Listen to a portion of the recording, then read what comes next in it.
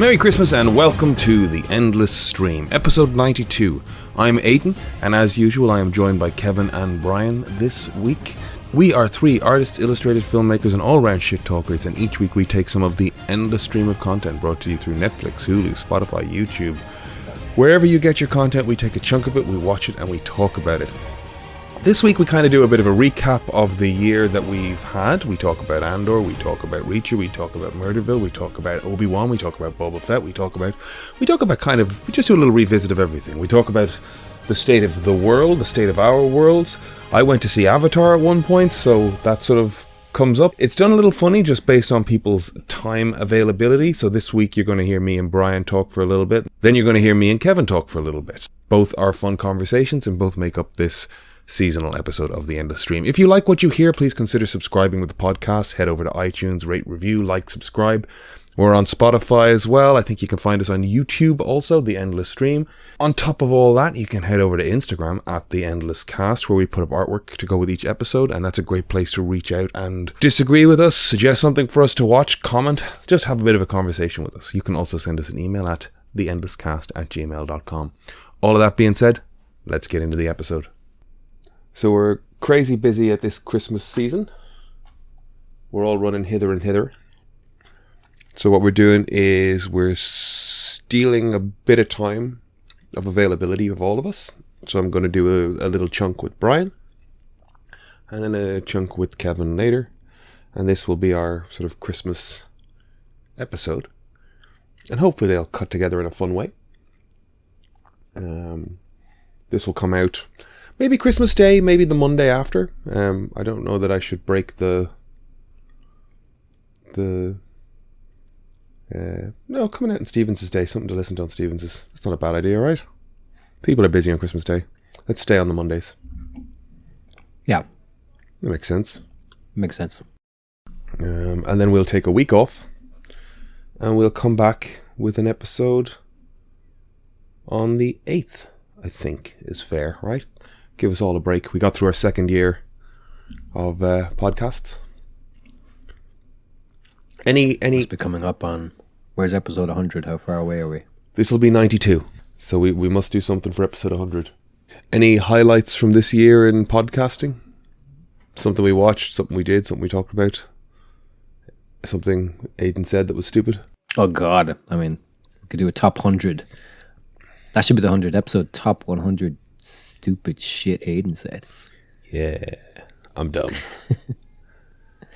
No, you're not. Oh. Can't even say I'm dumb and be right. Of the many things we watched this year, is there something you enjoyed? I mean, maybe. Like right now, I'm just. I feel like there's the onset of a Christmas cold. You know. Right. Maybe I should put out a bit of a stuffed nose for the episode. I'll talk like this. No. But that just might be my lack of enthusiasm right now because I'm feeling sorry for myself. A funny year. A funny year? Funny year in terms of, content. Well, like, I always lose track as well. I saw like a stupid little TikTok where somebody was like, this is how I got through my year, and it was like January, February, March, April, and as it did, it was like the different shows that popped up throughout the year. And I was like, holy crap, that was all this year, you know? So like Moon Knight was this year. Peacemaker. What else did we talk about? She-Hulk. We watched Love, Death and Robots. There was the Obi-Wan show. Was that Boba Fett show this year? I think it was, yeah. I think it was. That was such a letdown, really, ultimately, wasn't it? Mm-hmm. Given what they had sort of lined up from the sort of Mandalorian end of things. I'm still trying to get into Andor. Mm-hmm. I was watching it last night. Still trying to wrap my head around like what the disconnect is. I think part of it for me is like on some unconscious level. I've never thought of the character as being Andor. He's Cassian. Oh, right. The show's called Andor. So in my mind, Andor sounds like a place. That sounds like Endor. Yeah, it sounds like Endor, and I think that's part of it. I'm watching it, and I don't know what like the elevator pitch or the tagline or the high concept thing for the show is. Where are you in the scripts? Presumably, I've finished it. Like You finished it.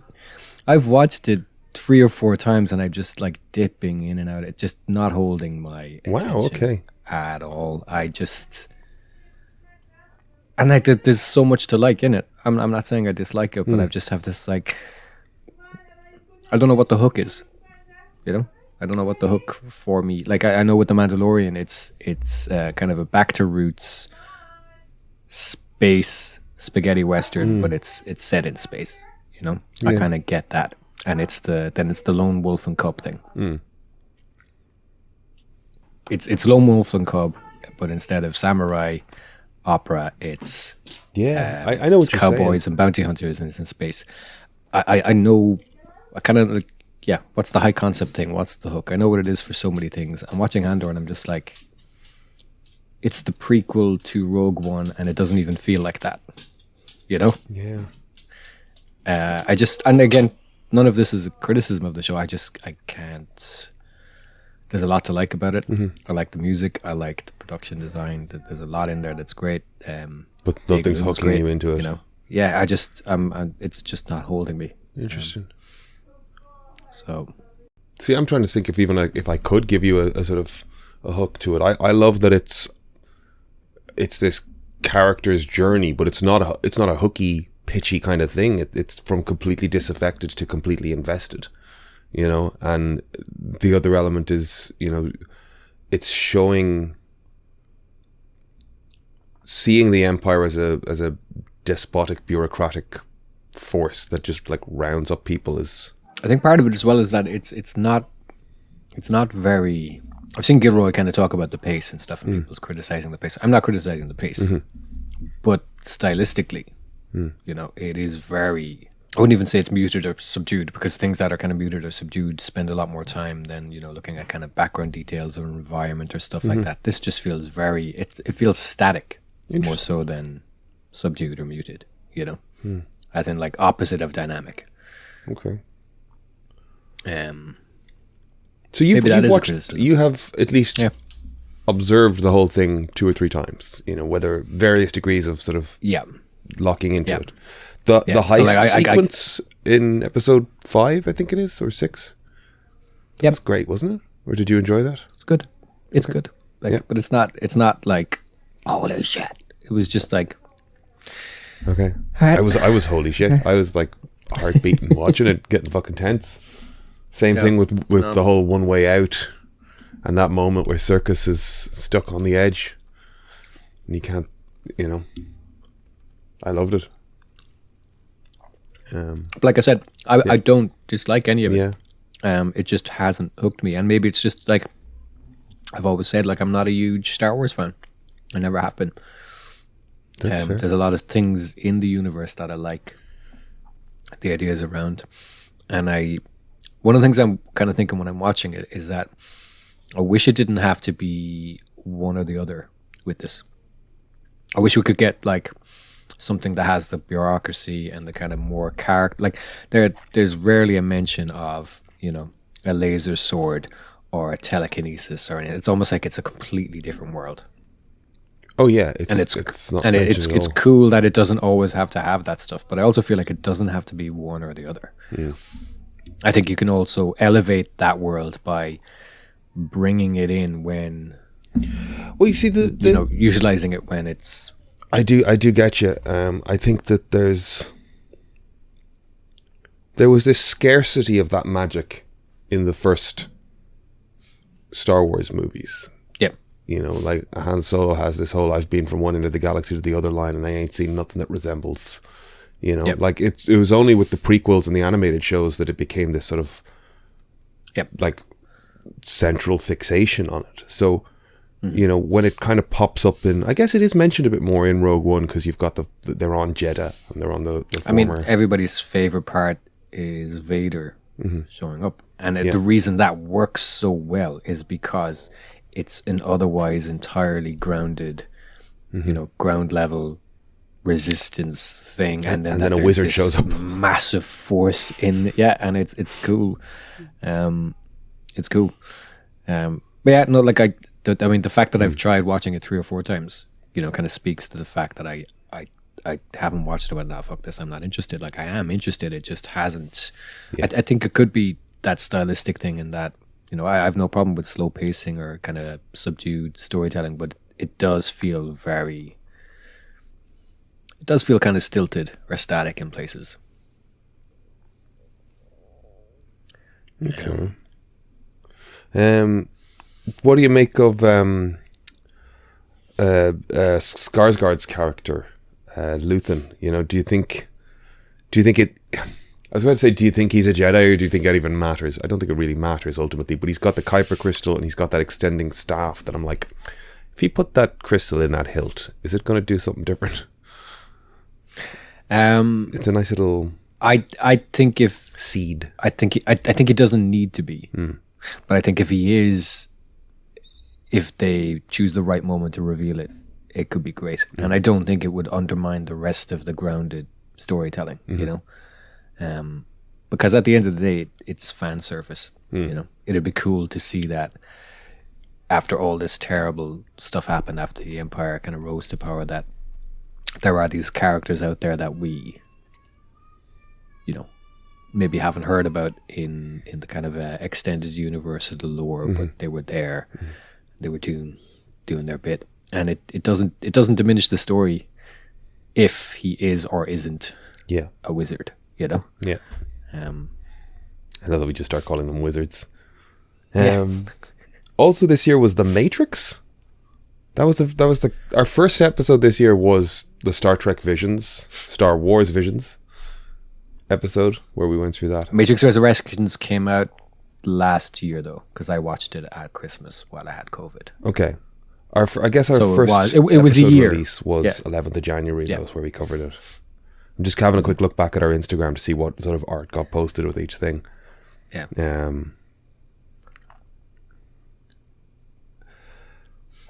I mean, we talked about that I watched film at it the time. in an empty house.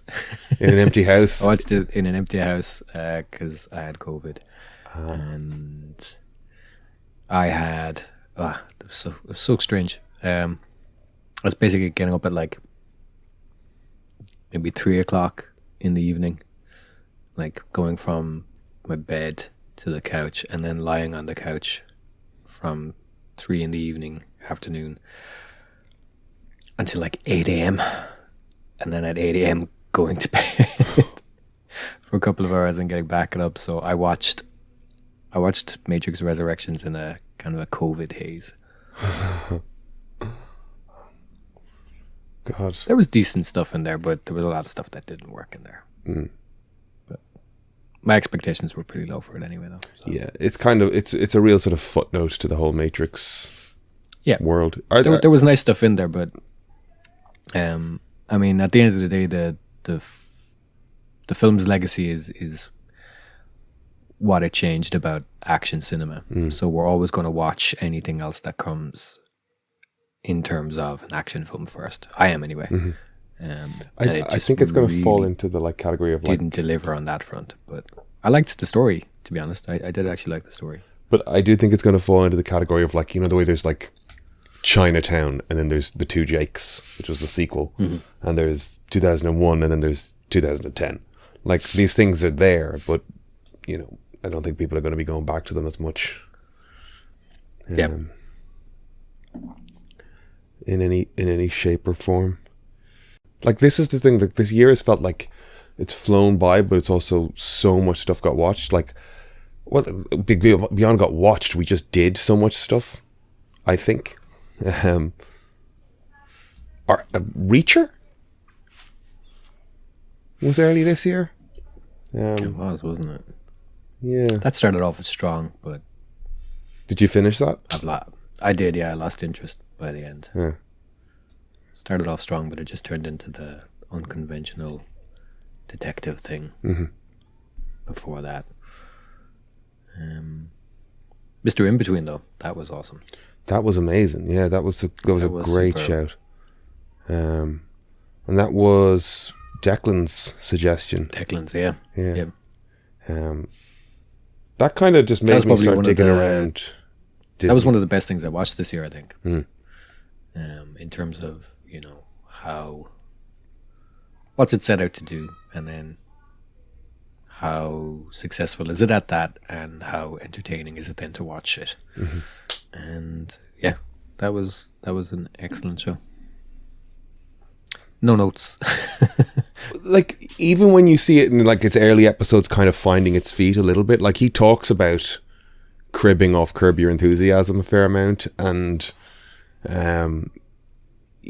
like there's very definite references to I think he says Sopranos, and like you could see he wears his influences on his sleeve, but even in finding its feet, you're like, oh, he's like, you watch those first couple of episodes where it's like there's the PP tape in his mate's house, and he's like, yeah, it's a little finding its footing, but he's put so much into that world and that character over the course of 20 years that like once he gets rolling, he's rolling. I can't let PP tape slide. Was that what it was? Sorry. It was a piss fetish. But isn't that what she was calling it, the PP tape or Mr. PP Man? Like she was Did she call Russian it PP? or something? Yeah. Okay. She was Right. like I didn't just land on that out of nowhere. I think she like was like, you Mr. Disgusting Man with your PP tape. Like I made her kind of French, Okay. but she was giving him shit. I guess I just have the terminology that's in my head associated with all that. It's the Trump piss tape. Yeah.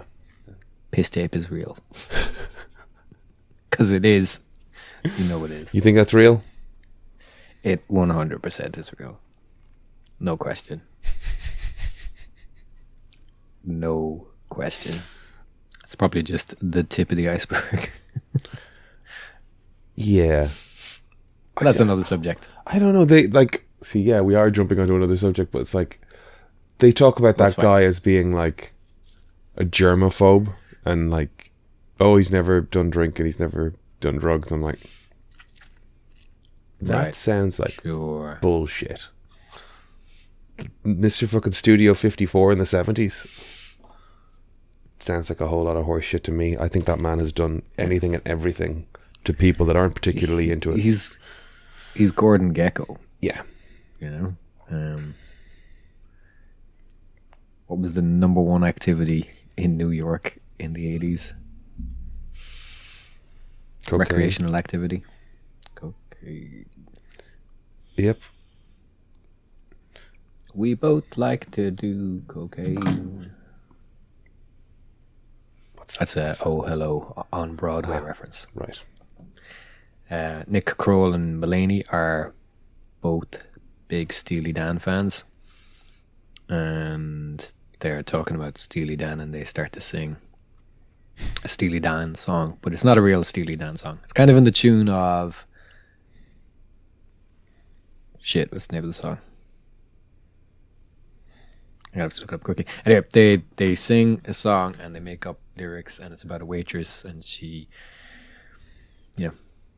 waits tables and she's got to get this train home, and yeah, so the waitress works in a diner, and then one of the lines in it is, "We both like to do cocaine." I couldn't get through that. I didn't enjoy the Oh Hello thing. First time I tried watching it, I couldn't get through it, but I don't know why I stuck with it like a second time. It's very good. It really is. Once you kind of click into it's kind of like with watching something like It's Always Sunny. You kind of have to get what the characters are about and what they're doing with the characters before any of it becomes funny. Right. So you gotta kind of watch it and know what the gag is, know what the type of things they're going to say, the type of references, what the kind of frame of references are. I kind of liken it to if somebody was to watch Father Ted for the first time that wasn't from Yeah. UK or Ireland, and Yeah. just kind of had no sense of that kind of thing. Yeah. So a lot of the stuff Anytime in I see Oh somebody Hello is- pushing Father Ted on like Americans or Australians and stuff, I'm Mm-hmm. just like, I don't think this is going to translate. No, Yeah, I think and it's I think you have to be there aged in quite a bit as well. You know? 1993, you know? Yeah, Like it's it's- aged quite a bit. Yeah, it's like telling somebody to watch Allo Allo or something. You know what I mean? Like it's Yep. Yep. And this is kind of like that, like so many of the references. There's a very specific, like, 70-year-old living in New York, you know, that has been there since they were probably younger, but now still lives there in what is, you know, a very kind of fast-moving city. But anyway, the point being is that a lot of the jokes in it are specific to, like, kind of New York stuff. I'm not saying I get them, but a lot of it initially is, I was just like, what is this? I don't get it. But like I said, it eventually clicked. FM is the Steely Dan song. So I ever listen don't to think that? I could. I don't think I course could not. name it Steely Dan song. Reeling in the Years, you definitely know that.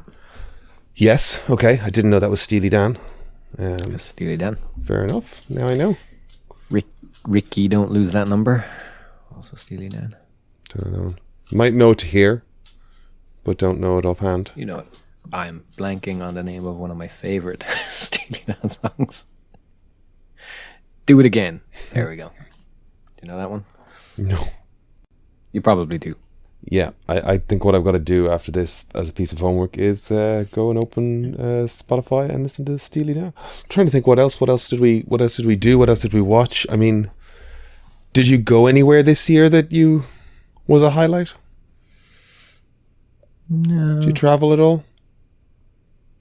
No. Didn't go to Spain or Italy or England or Dublin, No. Belfast, Galway. I mean, Dublin, sure. Always a highlight.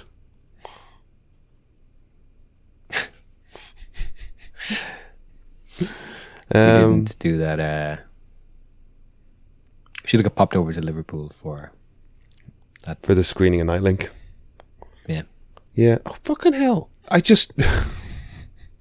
Go on.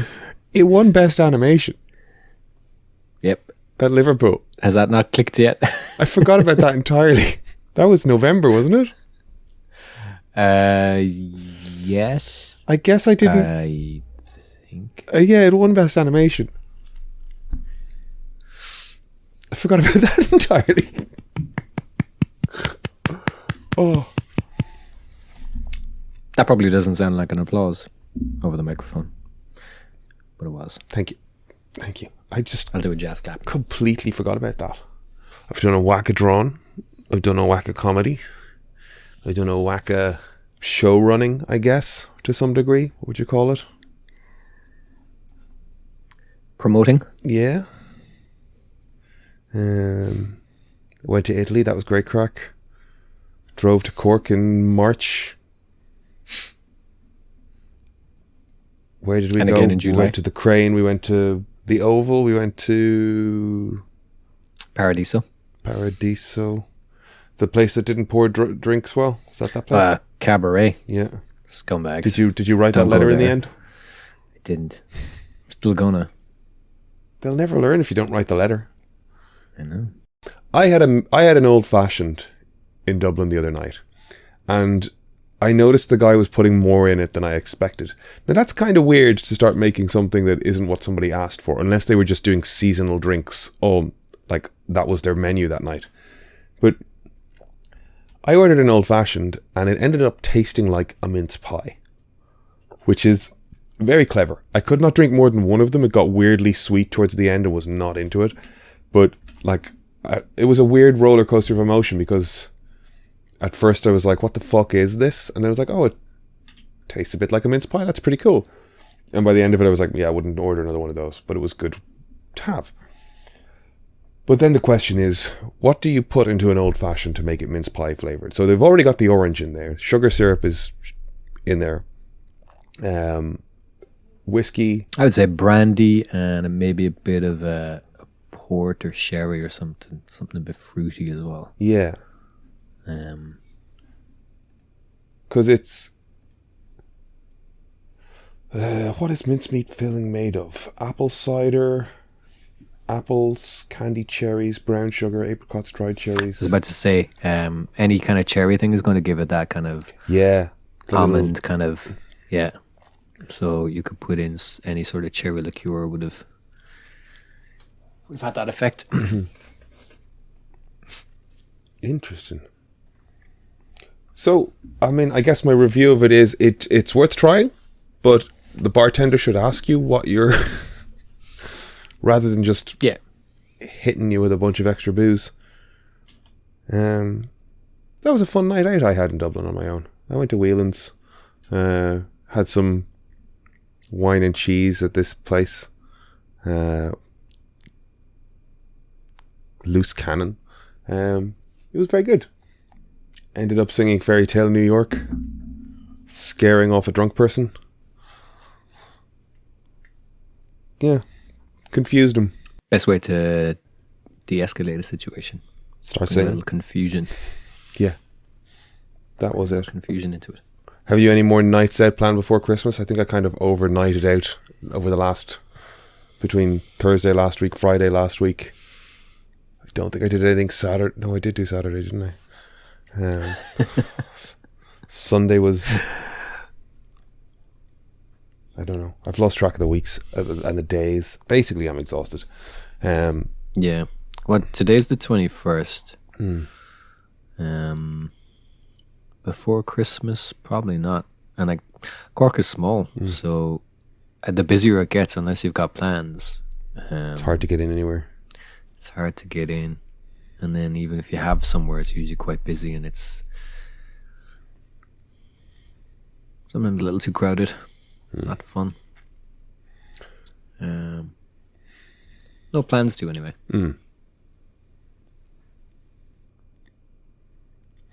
I'm tentatively meeting Kevin tomorrow. I guess he mustn't be going. I know he's working, but I guess he mustn't be going to Greystones or Wicklow. I don't know why I said Greystones. He must be going to Wicklow till Friday. So we'll see what we do. Might have a couple of drinks. Might go see a movie. I want to go see Violent Night.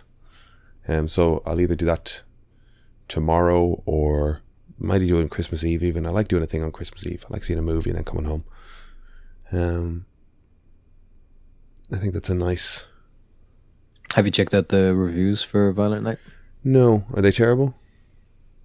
No, I've only heard 2, and they were just more of like their impressions, not like kind of, Okay. critical review, just like their impressions of the film, and they did enjoy it. Okay. So there's that. Okay, that's good. I did a little bit of like looking into how to apply for the Edinburgh Fringe Festival. There's a couple of like promotion companies and reading through their like deals and the guarantees that you have to pay to perform with them.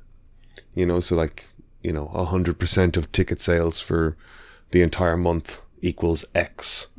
We presume that you're going to sell a minimum of this percentage. So we require X% of that minimum. So it does bring it down a bit, but it's still like, I guess That's kind of daunting as well to see up front. Yeah. Before you've rehearsed or anything, the cold reality of putting on a show. Yeah. For a festival. Yeah. For that many nights. Yeah. So the idea is 27 performances over the month of August, and we've got to pay them X amount of money. And I guess every ticket sold throughout the month starts eating that number down a bit. But I guess I'm just going over there fully convinced that I have to spend that money. That's how I'm approaching it.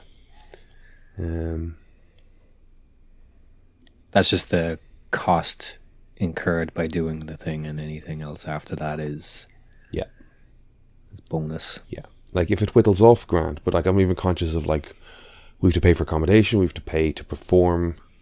Hopefully we won't have to pay to perform. Hopefully that'll whittle down. There's a registration fee. You got to get public liability insurance. That's never, like, I guess I don't know what the cost of that is for a live performance in terms of insuring productions that we've done in animation. It's usually a couple of £100. So it's not terrible. Printing flyers. You know, I heard somebody say you'll go through 100 flyers a day. So 27 days. That's a lot of flyers. Do you know what I mean? Should we print more than that? Is 100 reasonable or unreasonable? I don't know. There was one person. 100 doesn't even sound like a lot. No, it doesn't, does it? You know. Giving it to 6 people to stand outside for an hour handing it out. But then at the Edinburgh, I've never been to the Edinburgh Fringe. I'm kind of relying on guidance from people that have. So it's like, you know, are so many people handed flyers that they just don't take flyers? You know, you can't actually get them out of your hand, you know, more than anything else. I don't know. But it's exciting doing all this research, and be cool to pitch it. And we've got a concept for a show that we're kind of rehearsing, or, you know, playing with at the moment. And I think by the time we get to August next year, we'd be pretty solid on it. I had a Monoscene showcase on Monday night, which was, I've been doing a class on, you know, Monoscene as a form, which is just like one long fucking scene over 20 minutes, and you just got to slow the hell down. And we were in the theatre above Bewley's, which was cool. I've never been into that theatre, but it's like nice to do something in like a kind of landmarky building. And it was great fun. It was like 60, 70 people, sold out, and great buzz in the place. But again, it was another night out in Dublin around Christmas, so by the time I got home on Tuesday morning again, I'm exhausted. These are all my newses. There you go. You look a little... shook. Yeah, that's the word. What was the word you were going to use? Was it a politer word? No, I was going to say maybe depleted or... Yeah, it's fair. Drained, hollowed. Good Lord. Those are all much the same thing, though. What are your media content hopes for next year? Well, I'm looking forward to John Mulaney in early January. Really looking forward to that. I got Fight Like Apes in March. Looking forward to that. Movie-wise, we got Ant-Man. We got... I don't know what else there is Marvel-wise. That's fucking funny, isn't it? Oppenheimer's coming out next year. Did you see the trailer for that? Is that not out until July? Yeah. Summer movie, you know? Advertising that early. Yeah. Oh, yeah. It's a great summer movie. Yeah. You know, what better way to, you know, to unwind in the summer heat than bask in the... Cillian Murphy's weird head talking about... Nuclear fire. Cillian Murphy's bug-eyed stare. What do you mean his weird head? He's got a great head. What are you talking about? I'm assuming the film is over a couple of years because it looks like he looks like very he ages. aged in some parts in it. Yeah. Yeah. I mean, I guess a lot happens. I am intrigued to see like what's the like dramatic thrust of the film. I guess I don't know much about the man's life. Sometimes, like, I guess Nolan can fixate on a concept or an event rather than the people in it. Like Dunkirk had that sort of slightly like observing a simulation kind of feeling to it, more so than like really attaching to anybody in it. Though there is some beautiful stuff in there. Yeah. This seems to be about a person. You would assume it's more character oriented, given that it's named after a person. One would hope. So is it going to be like a Nolan experimental biography, or is it going to be much more conventional? Who knows? We shall see. And we also get to see Tom Cruise. Did you hear that? Yeah. That is Marla. Yeah. Groaning at me. I was trying to figure out what it was. I had the headphones on. I couldn't figure it out. She is grumbling. She does this weird thing. I used to make her wait for her food because she was eating it too fast. And it was a good way to teach her, like, you know, if she's kind of reward motivated, it's a good way to teach her a couple of commands. So you'd get her to sit, get her to wait, get her to eat food. But now sometimes I feed her And I say, yeah, go for it. And she just kind of sits there with her bowl in front of her, grumbling. It's like, yeah, you can eat it. Come on, eat your food.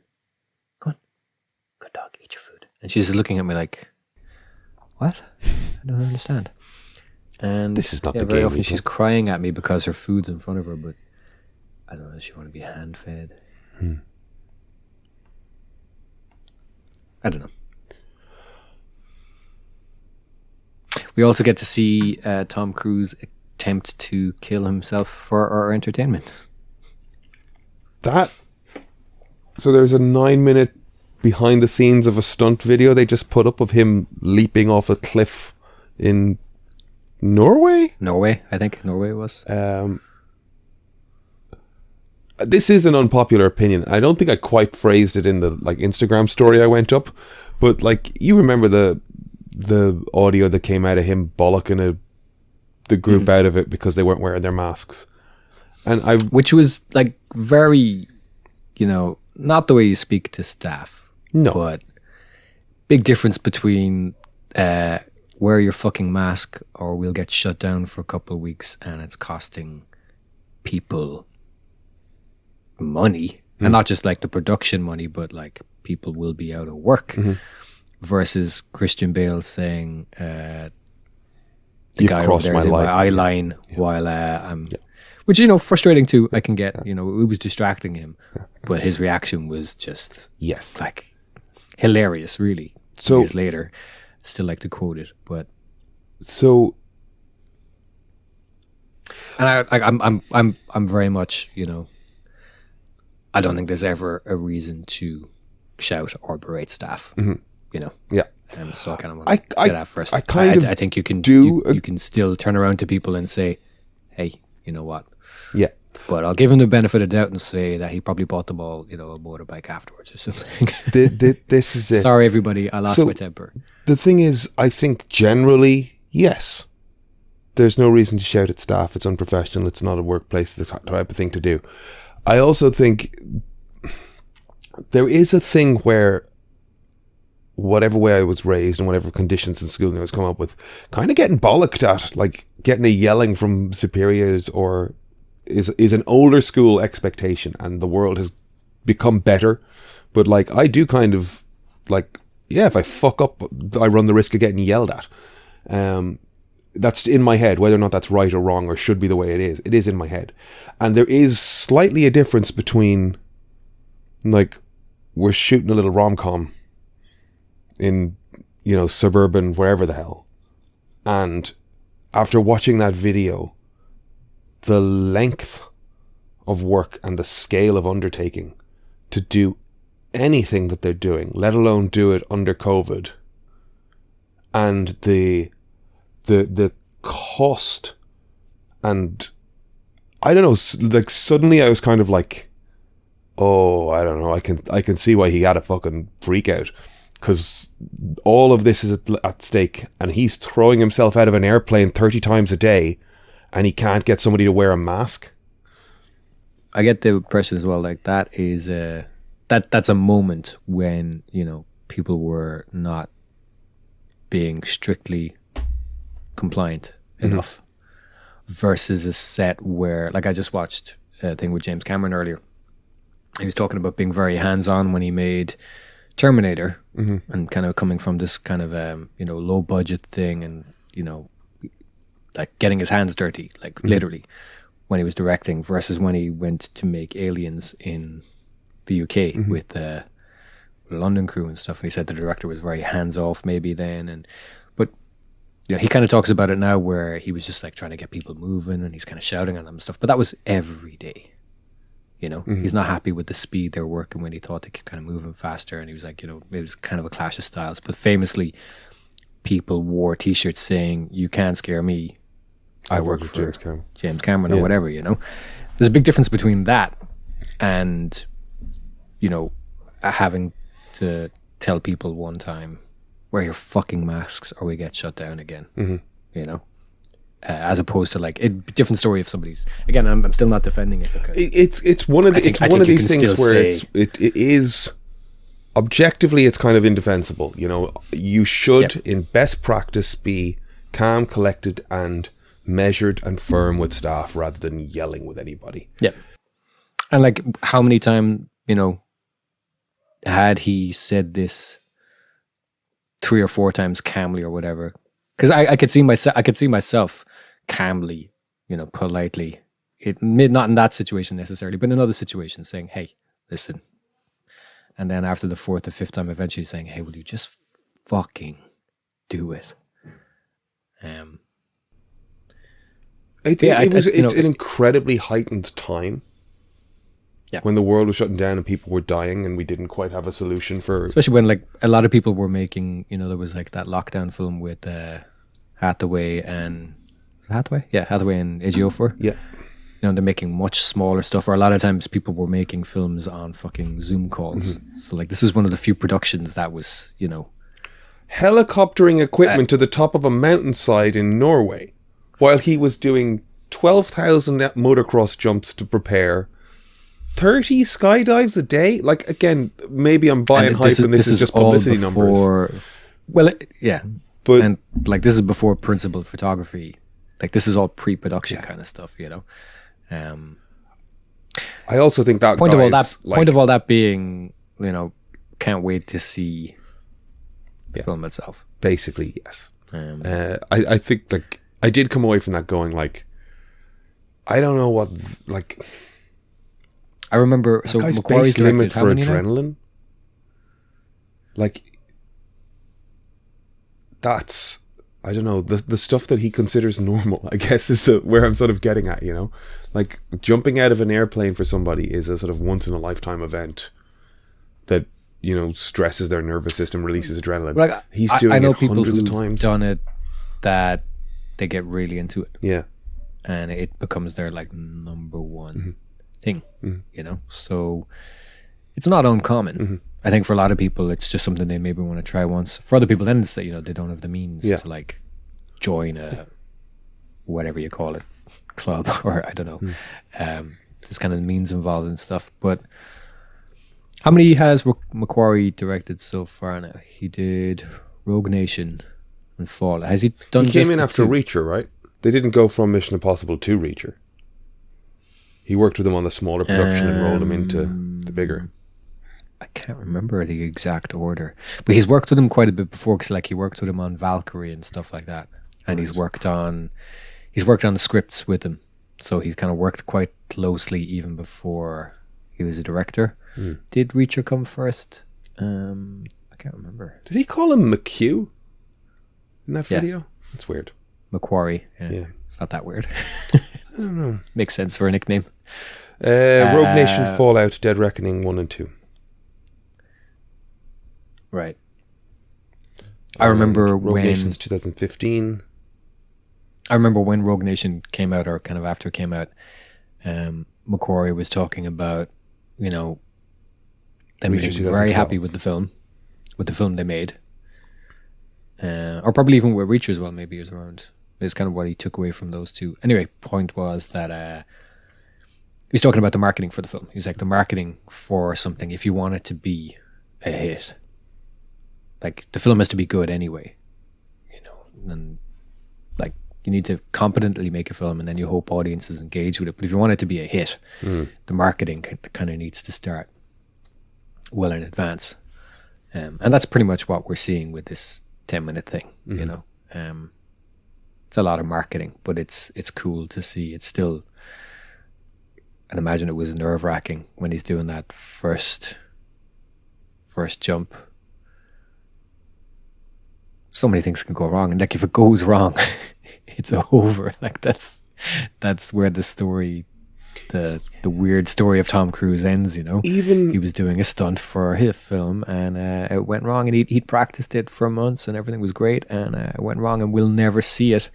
We won't even see the behind the scenes footage of it because he died doing it, and that's that. Even the jump after jump after jump they practiced into a quarry with cardboard boxes means nothing until you go off that cliff and see what way the winds are hitting the side of it and billowing back up at you.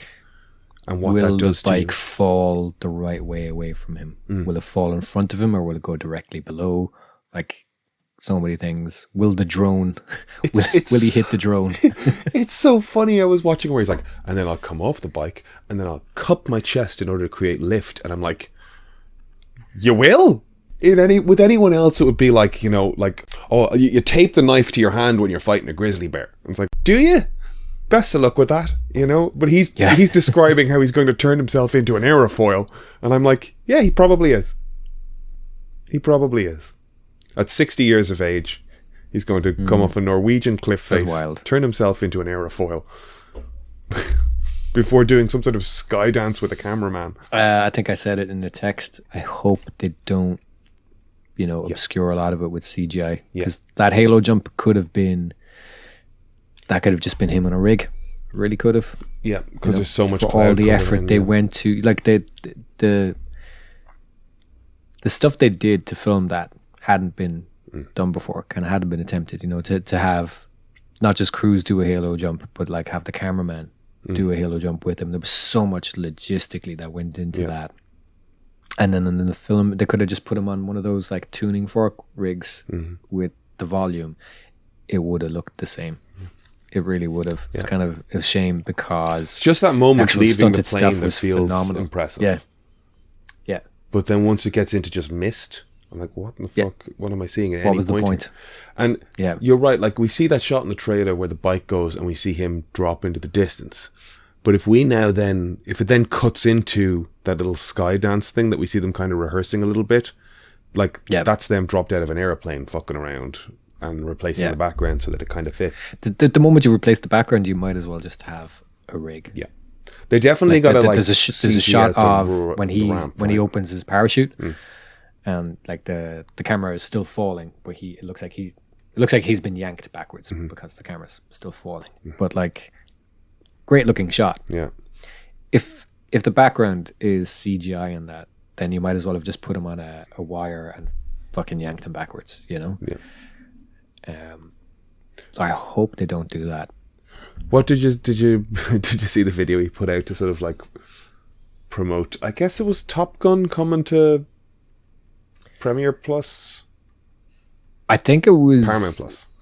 I think it was probably kind of twofold. It's probably partially that, and then also starting the hype machine for this, because a couple of days later we got the behind the scenes video of this jump, which already has I think 4 million views now. Which is I did think, you know, oh, this is just like him on the biplane promoting whatever. Yeah. And then he comes off it and they have that little conversation. Now it's really nitpicking to sort of go on about the script, because he kind of says something, I don't know, he repeats a phrase 2 or 3 times and it's like, like could have scripted it better. Phrase was.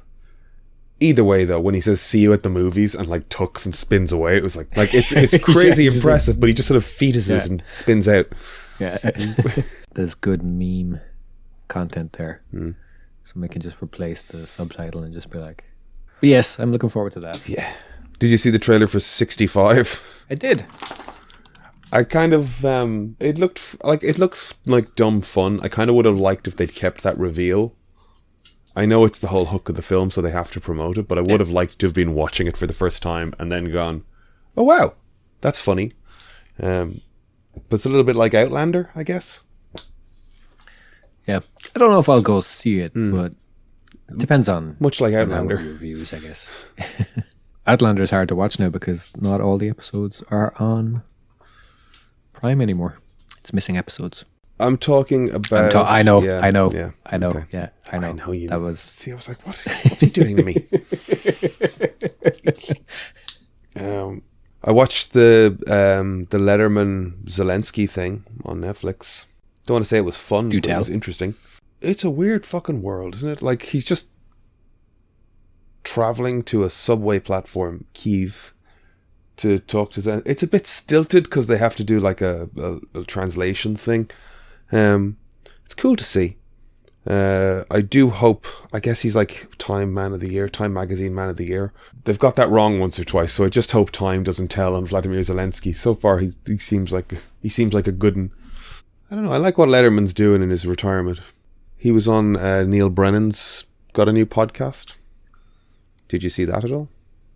I didn't. I'm kind of a complete Neil Brennan convert over the last couple of weeks. Like you suggested, I watched blocks and I did, and then went back through Three Mics, and anywhere he's on now promoting it, I'm listening to him. And he started a podcast, and his first guest was David Letterman. And you know, there's a bit of a conceit of like, you know, these are the blocks that are the sort of like sticking points of my life, you know, so what are yours, you know, like bring your 3 or 4, you know, things that stand out to your life.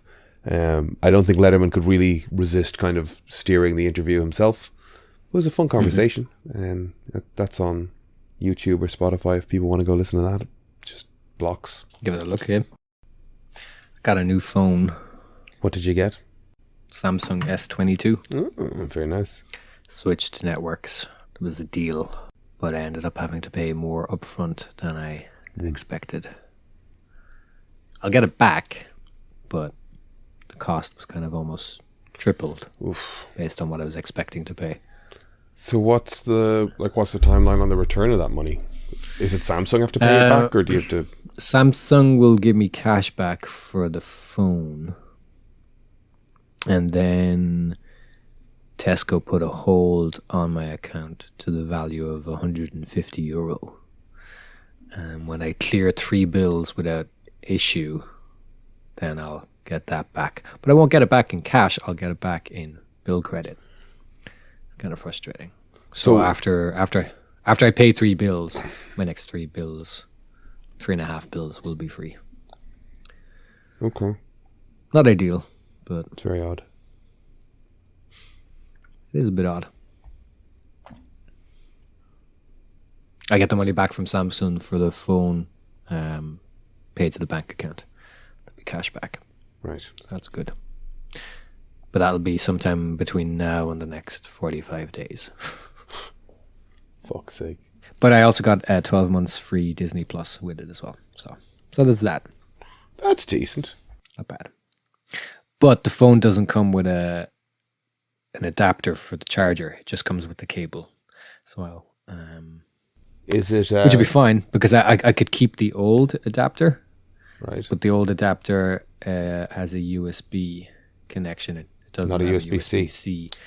So I need, and that'd be okay too, except my old cable is kind of wearing on a bit. So I need a new adapter. But they don't sell them separately. They only sell those with the cable. And they are €50. And obviously I need to buy like at least a screen protector or a case, one or the other, or both. We'll see. But then that's another €60. So there's another €110 basically between the charger and screen protection. It's a racket, Aiden, is what it is. Now I need to, it is downloaded and installed like a software update about 3 times since last night. So I still don't know if it's ready to use. My phone number has now transferred over, but now I need to transfer all my apps and information. Google wants a passphrase. Not a password, a phrase that I created for like my account, for all my Google accounts. Apparently I created this phrase in April 2016. Do you think I remember what this passphrase is? Listener, the answer is no, I don't. There is no prompt. I don't know if it's a word or a number. There's no clue. I fucking hate passwords. I had the old butte a couple of days ago, putting my password in. This is the wrong password. It's like, I'm pretty sure it's this. This is the wrong password. Try it again. This is the wrong password. Okay, change my password. Change the password. You know, do you know what it said to me? It said you can't use the same password. It said new password cannot be the same as old password. Not a previously used one, just the old one. It's like, But you're not letting me in with that password. So what is it? Which is it? Rage. I should throw the question back to you because you asked me what I'm looking forward to media-wise next year. And what are you... Anything you're looking for specifically? Looking forward to? I guess, you know, Mission Impossible. Like, I'm not hyped about it, but that is something to look forward to. Yeah. Those are kind of reliable action films. The people that have remade a bunch of games for Sony, including the Demon Souls remake, are teasing a game. I think it's going to be an original game, though. So that's cool to see what they do originally, but at the same time, Sony have not updated Bloodborne for the PS5. Like, not even in terms of like adding a 60 frames per second. So like, not a remaster, just like a couple of tweaks. They haven't done that. They haven't released it on PC, and they haven't made a sequel, and it's one of their most highly acclaimed games of all time. So if they were going to remake it from the ground up, Bluepoint would probably be the people to do it, but they're teasing their next game, and it probably won't be anything Bloodborne related. But people keep spreading the rumor that, oh no, they're going to, but they're not. Okay. So cool to see, though. Does next year hold any sort of news in that space? We'll see.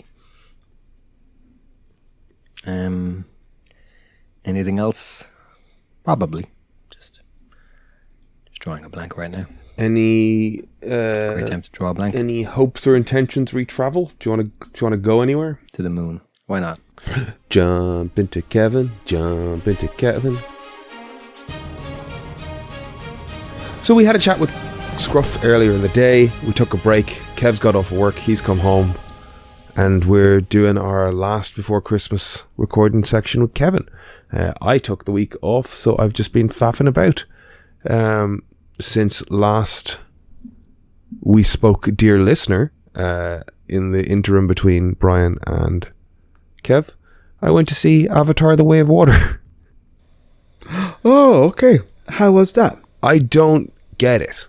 I am watching it. I think I stand by the review we had the previous week where we were just like, it's just telling me to care so much. That being said, once the action sequence started going, I was definitely on the edge of my seat, and I definitely cared about the characters and stuff. But I am looking at this whole time going, why did he fixate on blue cats on another planet? I know the cat thing is kind of reductive or dismissive, but like, they go to the water people, and the water people have this whole Polynesian vibe, and it's like, is that cool? I don't know if that's cool, or am I just being overly sensitive? I don't even want to. You know what? I don't even want to know. Do I really care about such? Like, everybody talks about original contents and stuff, right? And I get it, but that doesn't mean just because it's original you can forego quality or substance. I have tried to watch this Avatar, the first movie, so many times since I saw it initially in 3D. The only appeal of this movie is the visual spectacle aspects of it. Yep. Everything else is just ham-fisted in there and not good. Do I want or care enough to go to the cinema to see it? Probably not, man. Yeah. The first one I saw once, I've tried to watch it so many times since, I've never gotten into it. Do you know what I mean? It's like, do I really want to go to 3 hours of that? I went down to see if I could see The Fabelmans, and that was oddly misrepresented on their website. It had like the screening times, but it didn't have the date release. And then I got down there, it's like, release January 27th. I'm like, well, why have you got it up this early telling me it's on at 4:30? Anyway, I confused myself. So then I was just there, and I was like, okay, I could see Avatar or I could see Matilda, and I chose Avatar. And I don't regret it. It was fun. The visual spectacle of it is astounding. It is. I don't know what. Like, they've got, to all intents and purposes, sort of Maori or Polynesian tattooing going on their arms and faces. When it comes to sort of battle thing, they do the sort of tongue display that's sort of specific to Maori and Haka culture, that I like, the little I know of it, that sort of like thing. It's like, okay, well, we're definitely being influenced by something here, but it's just odd. I don't know how it's, I don't know. I don't know that it's cool. Sigourney Weaver's playing a kid.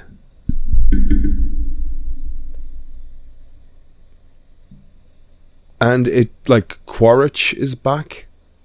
Like, that's not a spoiler, he's doing the publicity as well, but like, he got 2 arrows in the chest at the end of the last one, and I guess he was a much loved enough character that they found a way to bring him back. It just smacks of vanity project, I guess. Like, you can't argue that it isn't pushing technology forward, but it's like, he loves the ocean and he loves boats, and he found a way to make this about diving and getting his actors to learn how to sort of free dive and hold their breath for 5 and 6 minutes at a time. And it's like, why?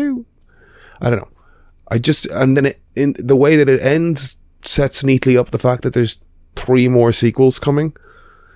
No, thank you. I was coming back going, if this was an action movie turned out on the regularity of something like a Fast and Furious, I'd be all for it. I think, given the standard of the story and the standard of the visual effects, I would go, this is innocuous, fun action movie fare.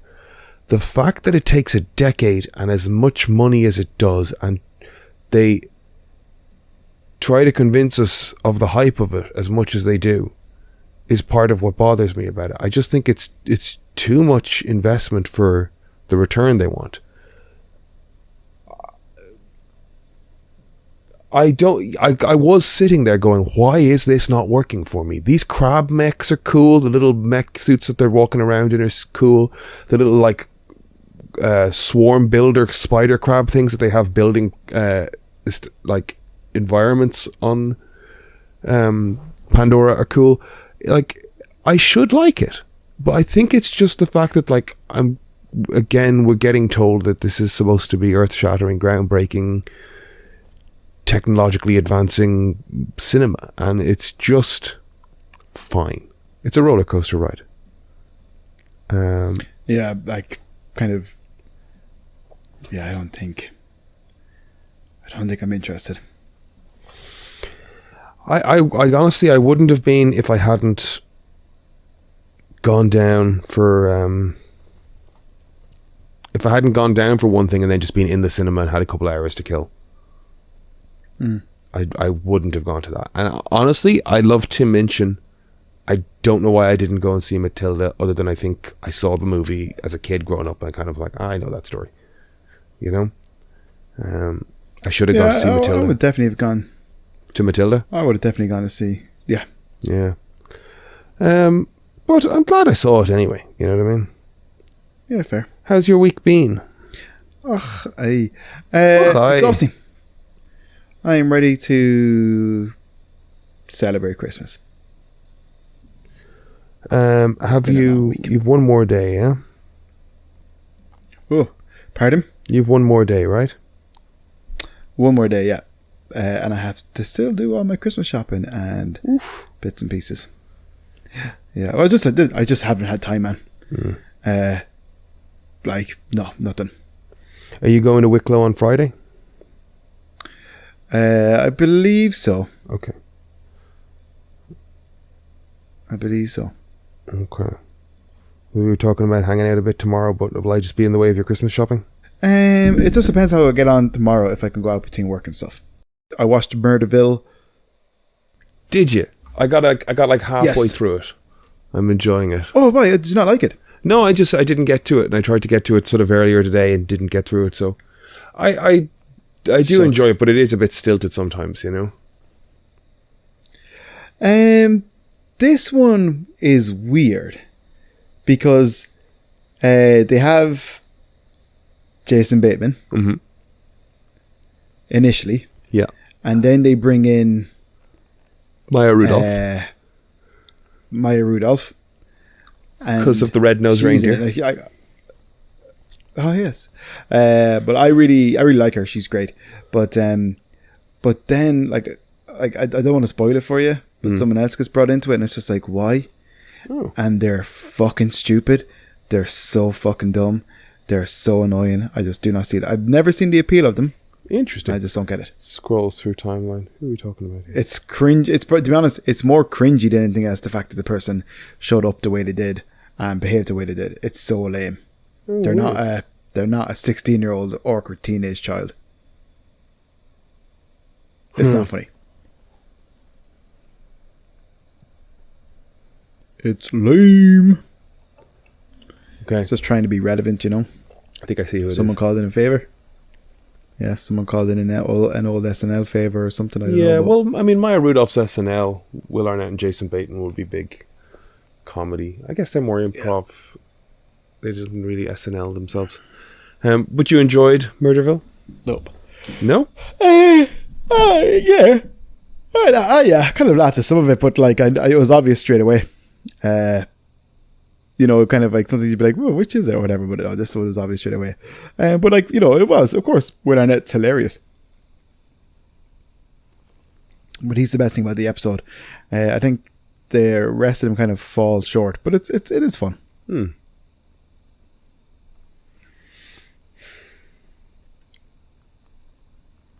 I did watch a movie called I Believe in Santa, which was about a woman who hates Christmas and her favourite holiday is the 4th of July, but her boss is making her write an article about Christmas. However, she starts dating a gentleman who she quite likes, who turns out his favourite holiday is Christmas. And not only is his favourite holiday Christmas, he still believes in Santa. It's called I Believe in Santa. Where did you watch that? And I watched that on Netflix. And it's so bad. It has a 47% rating. Well, maybe not. What's that? Because I was gonna say, because that's not good. It has 4.5 on IMDb. It's absolutely insane. It's a terrible movie. Absolutely crazy. It's listed as charming and feel good. Yeah, no, it's terrible, and it's like John Ducey wrote it, I think, and starred in it with his wife, and it's horrendous. Right. I don't know why I watch these things. I did, however, watch 4 or 5 episodes of Atlanta. Atlanta. Yes, with Donald Glover. You enjoying it? I know. I love Smith it. is Loving talking it. about a bit. Yeah. Yeah, I think I did watch an episode or 2 with Brian before, but I absolutely. Oh, hold on. Are you going back to the it. very beginning of Atlanta? Yeah. Oh, you've never watched Atlanta? No. Oh, I see what you're saying. Atlanta's great. Watch Atlanta, Yes. dude. Yeah. Yeah, I know. Yeah, I haven't been on it for ages. I haven't seen it, or I probably watched an episode when it first came out with Brian, the Justin Bieber one, and I think I watched the first one with him, but I've not seen any of it since. So I'm really happy to. Yeah, you're catching up now that you've got some Christmas time, I guess. Pardon? You're catching up a bit now that you've got a little Christmas time. I don't have fucking Christmas time. It's You just have there's so nothing much else to time on your watch. hands. You're I basically finished- doing nothing. You start work at 11, you finish at 4. You do nothing. Pick up the pace, will you? I wish. That would be my dream. Working 4 days a week. I do see here Netflix. I Believe in Santa compared to The Room in reviews. It is a horrendous movie.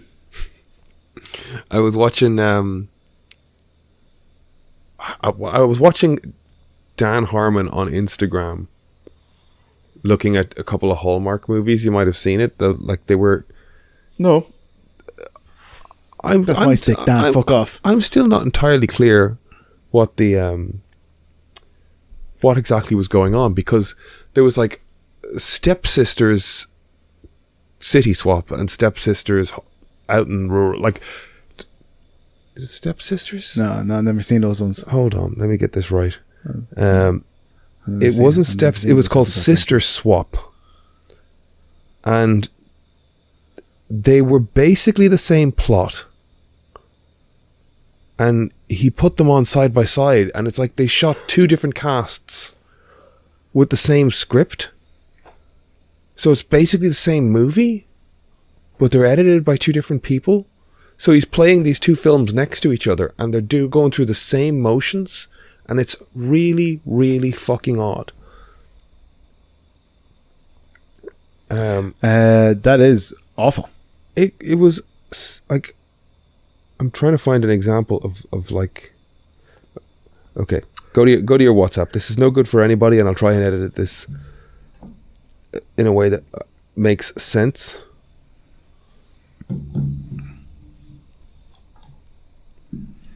Like, I get what you're talking about. But it's such an odd...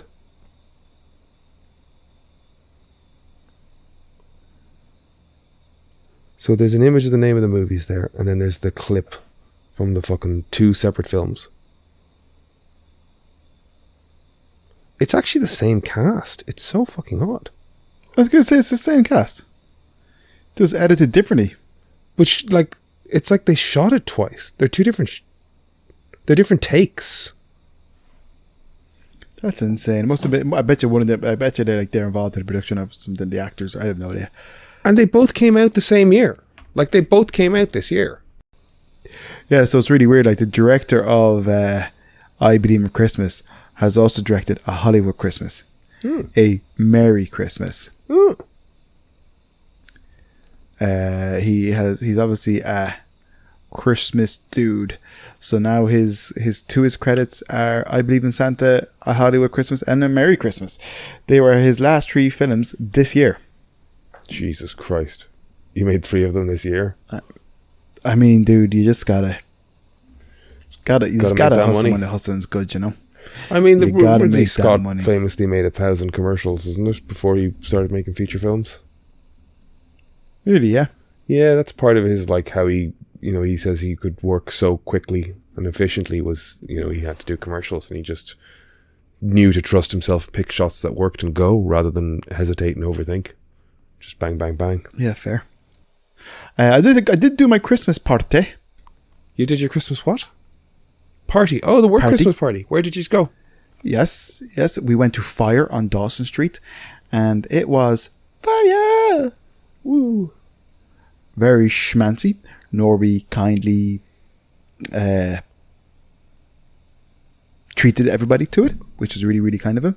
And it was good. The food was pretty decent, I gotta say. I would be intrigued to go back. I would like to go back and try some other stuff there for sure. Was it all Christmas parties, or was it like a dinner, or like, I know there's places that are doing like a dozen Christmas parties in one venue type of thing. Yeah, it was a very, very, very enjoyable night. We did our Secret Santa. I was gifted a photograph of myself. How did they know? The chap who did it. Because they got me as a Secret Santa. How did they know that you'd love a photograph of yourself? Well, I don't like a photograph of myself, but they do photography and all that jazz. So it was very sweet that they went off and got a photograph framed and all that jazz.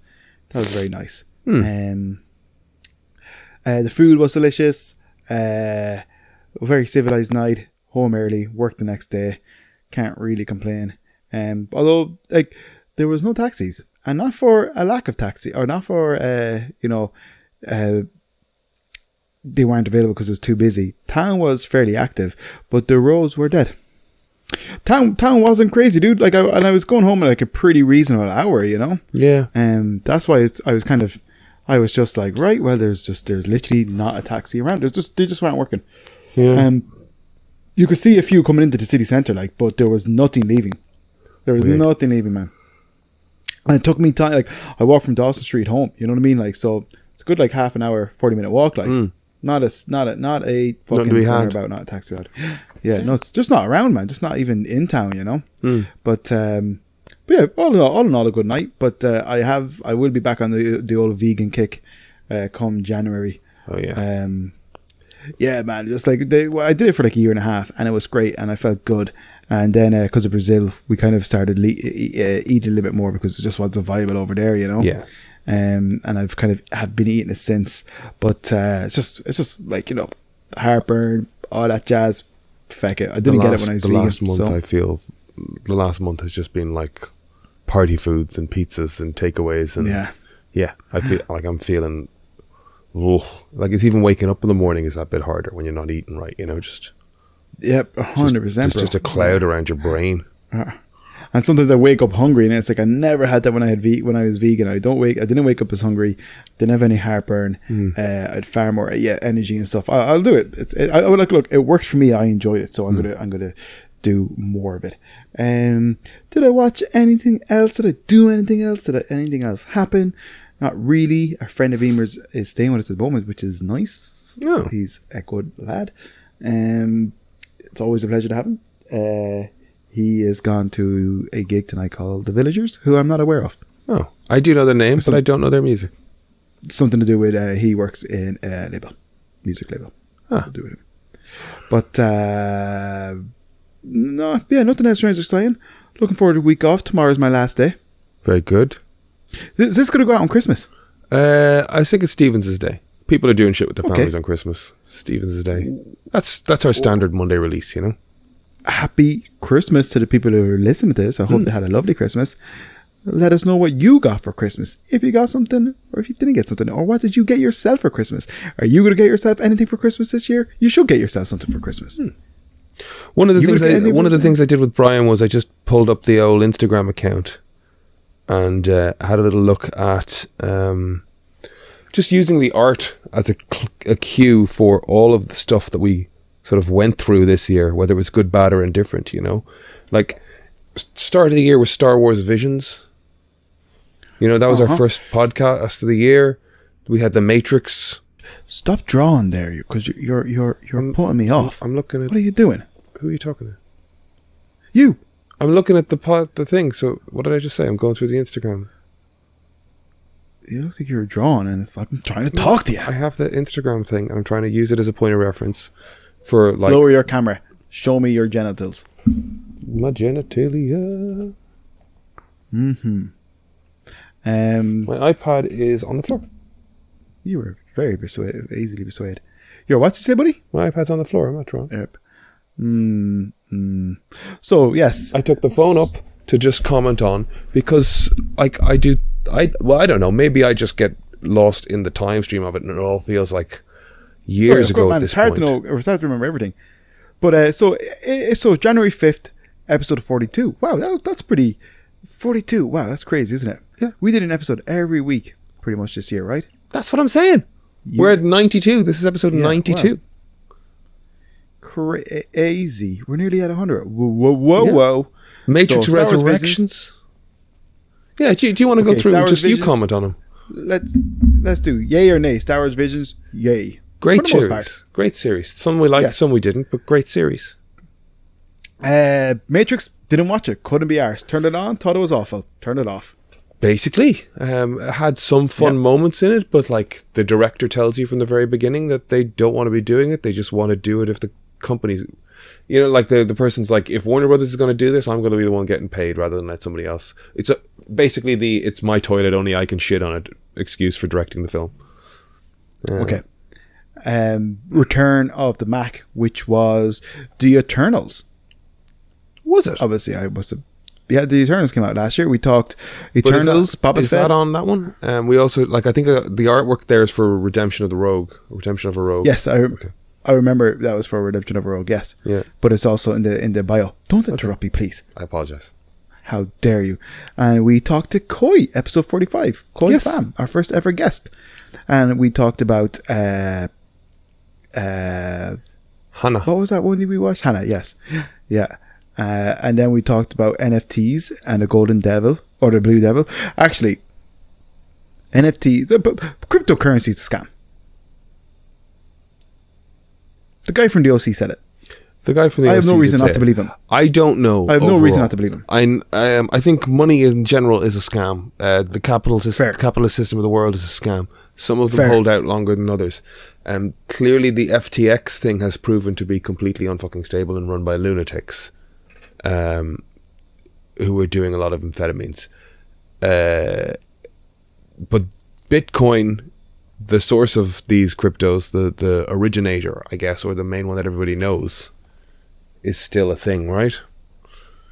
Like FTX and Ethereum and everything else. Depends on the day of the week spun off and of which it. way fucking Elon Musk farts. Who the fuck knows? Let's not get caught up on NFTs. No. Just don't do them. Just don't do them.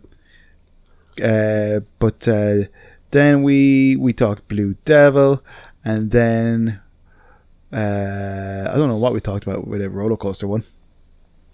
You were at Tato Park, right? The Terror at Tato Park? No, we must have talked about it, but I did not go to Tato Park this year. No, but we talked about it. Behold the faces of those who know how the roller coaster was built. Yeah, we were probably I still do know talking. how the roller coaster built. Yeah, Marvel stuff and Boba Fett was Then still in there. there's Star Wars, Mandalorian, Peacemaker, or that was actually Suicide Squad. Was it? Oh, that was a Peacemaker one. Was that Peacemaker, season great show. 2 was that season 2 of The Mandalorian? Season 2 of 3 is how many seasons is out? Well, that's what I'm asking you. That season we watched at the start of the year was season 2. Season 2, anyways, at least. Yeah, that feels so long ago. When we first saw Timothy Olyphant in that in that armor. Was that not? Was that this year, or was he in Boba Fett? Did he pop up in Boba Fett? Well, I didn't watch Boba Fett. Oh, okay. Let's keep going, I guess. Yeah. Yeah, so then we a little bit of Murderville. We did watch Reacher's a part of that as well. Peacemaker. yes. Wow, kind of when you think about bloody even like the Ukrainian crisis. Batman came out this year. How does the Batman stand up for you 8 months later? I still think it was too long. I still think it was far too long. I think you know, lengths of movies don't bother me generally. Like, But if it I does, can sit through movies you and enjoy notice them. it, yeah. Yeah, because it just trimmed the fat. So much unnecessary stuff in that movie, and I felt like kind of the Riddler's apprehension. That's not the word, is it? Yeah. Yeah, He was apprehended. Yes, the Riddler's apprehension. I think it was a little bit too early. Mm-hmm. And I think they should have. I loved so much of it, but like I think the world that they kind of projected wasn't the world I got. The Catwoman storyline, very ham-fisted. The Riddler, I think, was such a great version of the character, but poorly utilized. Robin Patterson is great. The world, the city of Gotham is great. It's just trim the fat. Give me get rid of a lot of it. Like I thought, Selena Kyle, like great Catwoman and all that jazz, but having her father as the gangster was not like Falcone. yeah, not like I would say like Batman maybe for me 6 out of 10, 7 out of 10. It's like I liked it, but like All right. You haven't watched it again though, have you? no, and I to be honest, and this is people probably would hate me saying this, but the Joker scene with Barry Keoghan or whatever his name is, Didn't like it at all. You didn't like it, At all. but I liked the one that was deleted from the movie. I think if they had put it in there, it could have just been a cool little moment, but none of the movie really gave me like, oh, this is awesome. Oh, I'm getting goosebumps. It was not that kind of movie. Even the scene where he was like kind of like where it's like the car and he's revving, it's like it sounds like he stalls in. It's just like, what's going on? Like I get he's an amateur, but surely he can, like coming from a person who can't drive. Yeah. Surely he can drive if he has a car that size on the road. We talked with Ryan from the Across the Bifrost podcast about Yes. Marvelous Mrs. Maisel. He was loving. Then you have Moon Knight. I think I talked a bunch of Star Trek around that season as well. Doctor Strange. Like that was this year as well. Yep. My milk of magnesia kerfuffle. That is actually the funniest thing to happen this year. Do you want to recap that one for the audience? Because if you don't, I will. I had to tell this recently. Basically, I suffer badly from heartburn and indigestion because I eat like a Victorian lord who doesn't know what a vegetable meat looks like. Right. Like And what a just vegetable meat. Yes. But no, I suffer badly from heartburn, and I would normally buy bottles of Gaviscon in my local super value. And when I went there was none, but they had something else for indigestion and stomach. So I was like, I'm going to get this. And I proceeded to drink a bit of it every night when I had heartburn. And I did this for a complete week until the bottle was gone. And I was actually meant to hang out with you that weekend, but had to cancel because I was not feeling well. Yep. And it had transpired that I was drinking a bottle of laxative. And had finished a bottle of laxative. And was completely empty for an entire week. And at one stage it was just water. You poor fucking fool. Yeah. You fool. Yeah, I've done that kind of stuff before, unfortunately. But yeah, there you go. And like I even read up about it. They were like, yeah, if I took that stuff, I wouldn't be going anywhere for like 2 days. And I was working away, feeling like like to be honest, like I actually didn't really feel like shit. I just all of a sudden get like a and I'm like, oh god, and I'd run to the bathroom, and I would then pee out my butt. Just water for days. Water for days. Obi-Wan Kenobi. Did you watch it? No. But we had Creon at that point. Yes. So we had. I didn't watch Obi-Wan. We watched. So what else was there? We had Miss Marvel this year. We had Miss. That's what I was going to say. We went from Moon Knight to Doctor Strange to Miss Marvel. Mm-hmm. We had Love, Death and Robots, which is fun. I really like Love, Death and Robots. More of that. We got The Boys. Miss Marvel, I think, was a wasted opportunity to do something nice. They should have done it smaller, and they should have done it like cooler, because she's getting the movie, which could be really big and bombastic. But like, I think if they had done something that was a little bit more like true to life, and in a high school, and you know, obviously dealing with the stuff that someone of her the world they created was great, but then they over-egged it. Oh, it got so cartoony. Did I think it kind of got a little bit childish? But it started. Like, I don't mind that it was childish. I actually think it went like, it came up with like some world-ending villain, and it should have just stuck to like her dealing with muggings, or you know, like if I'd almost liked it if it was like her dad's car gets damaged and she has to get it fixed, and it's about raising money or something. You know, if it was that small. That's what I mean. Like, could have been smaller. Yeah. If it was just like, you know, raise a little money for the community centre to put a roof back on. Yeah, you know what I mean? But even the mosque, raise money for the mosque and do all the mosque stuff. That was great, you know. But it's just like, kind of like, do it on the same scale as when, like, you know, you kind of Spider-Man and stuff to a degree, you know, in terms of his initial stories, like, because they were going to lead into the Marvels anyway, so she was going to be facing off against a massive threat, you know. But I would have really loved to seen some like proper foundational building with her as a character and where she fits in as a fan and all that stuff in the world, you know. It was a good opportunity. It was a good opportunity to get a kid who obviously would have been influenced by these superheroes to get the powers and then do something interesting with it. But I don't know, they kind of missed it. But I think Marvel, is it true that Marvel are kind of cutting a lot of stuff and kind of taking the less is more approach? I would like them to. I think that was said somewhere. Interesting if true. Moving on, let's not get too bogged down with one show in particular.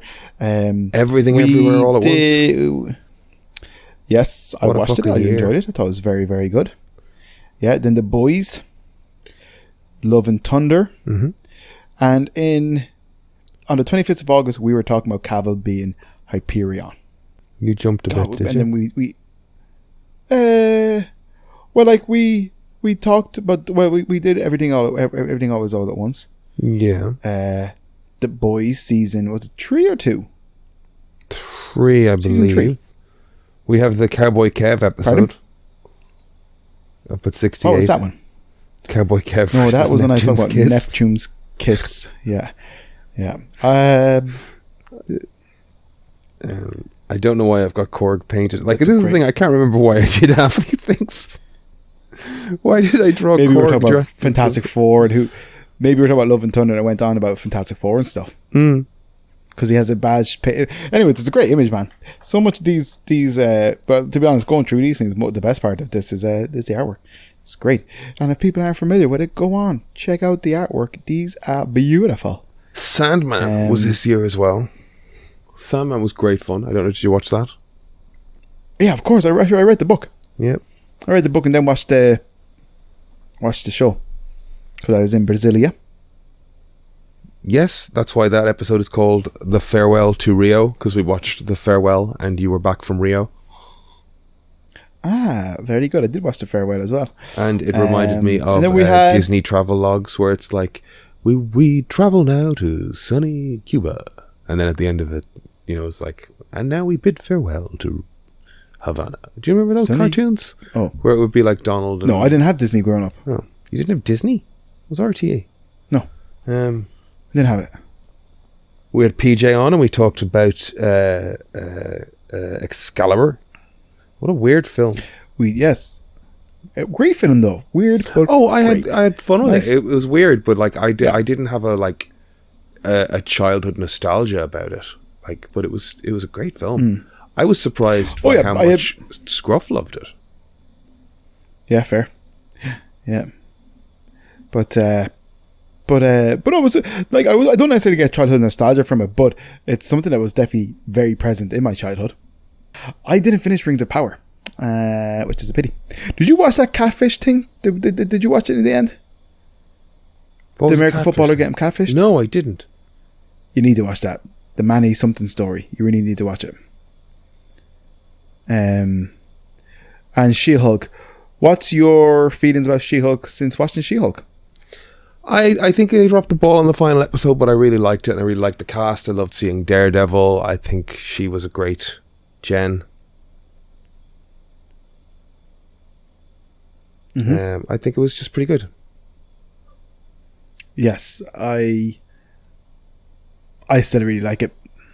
I'll be honest with you. Ignoring the last episode for the most part, because I think you can ignore the last episode. It's such a silly silly episode to a degree, But I think I don't think does Hulk have a son?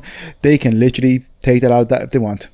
She-Hulk can do anything, that kind of way. They could literally start season 2 being like, what about Hulk's son? And then be like, we're not going to deal with that now, and just move on, and then just that's it forgotten.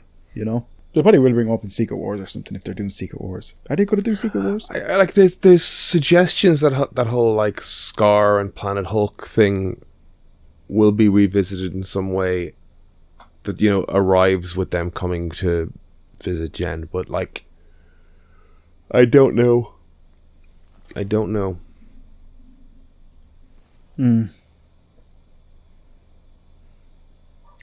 Interesting if true. Interesting if true. And what else was there? Somebody just asked the group on a WhatsApp chat, and because I have WhatsApp a window open here as well. Do you wear pajamas? Do you wear pajamas when you sleep? Someone asked about me personally. Not you specifically. No, just he's trying to get a. Yeah, to be inappropriate. Somebody's taking a survey of males in general. Do they wear pajamas? Do you want to know the honest truth? Yeah, go on. I sleep completely buck naked every night of the week, all year round.